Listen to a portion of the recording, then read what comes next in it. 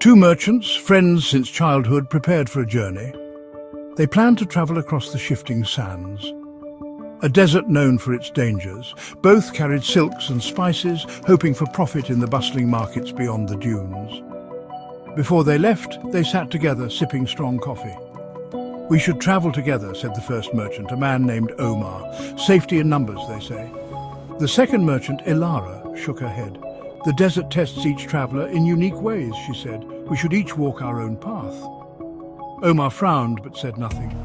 He respected Ilara's judgment, even if he didn't always understand it. And so at dawn, they parted ways at the edge of the desert, each disappearing into the swirling mists of the early morning.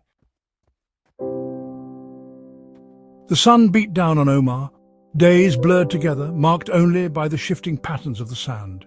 He was tired, thirsty, and beginning to doubt his decision to travel alone. Then, one afternoon, he stumbled upon a fork in the road, barely visible against the pale sand.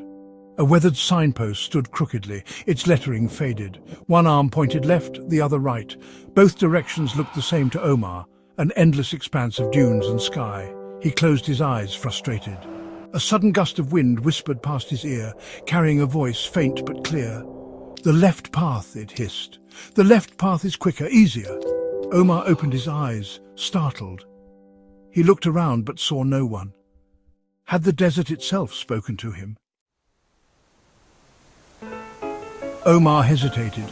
He knew the desert was a place of illusions, playing tricks on weary minds. But the voice had sounded so real, so helpful.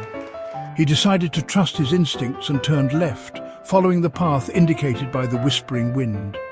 As he walked, the wind continued to speak to him, promising shortcuts and hidden oases.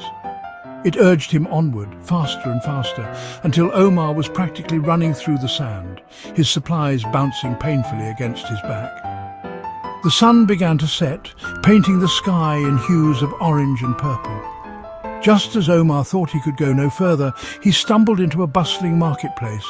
Tents of brightly coloured silk shimmered under the light of 100 oil lamps. The air was filled with the tantalizing aromas of roasting meat and sweet pastries.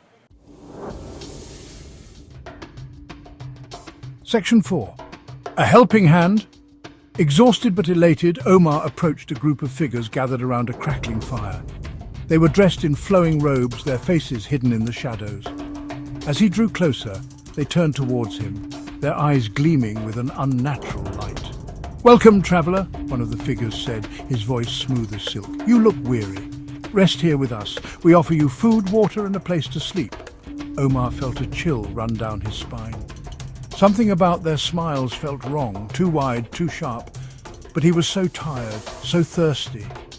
He looked around at the inviting scene, the smell of food making his stomach growl.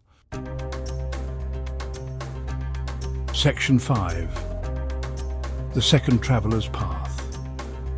Meanwhile, Ilara journeyed alone but not afraid. She knew the desert's dangers but also its secrets. She moved with the sun, conserving her energy, her mind sharp, her senses alert. When she reached the fork in the road, she saw the faded signpost, its message almost erased by wind and sand. She too heard the whispering wind urging her down the left path. But Ilara knew better than to trust voices in the desert. She had heard tales of travelers lured astray by desert demons, their minds addled by exhaustion and despair. Ilara smiled, a knowing glint in her eye. She pulled out a small polished mirror from her bag and held it up towards the setting sun, angling the reflection towards the left path. The light struck the path, revealing a shimmering illusion. There was no marketplace, no oasis, only the endless, unforgiving desert. Ilara continued on the right path, her steps firm and sure.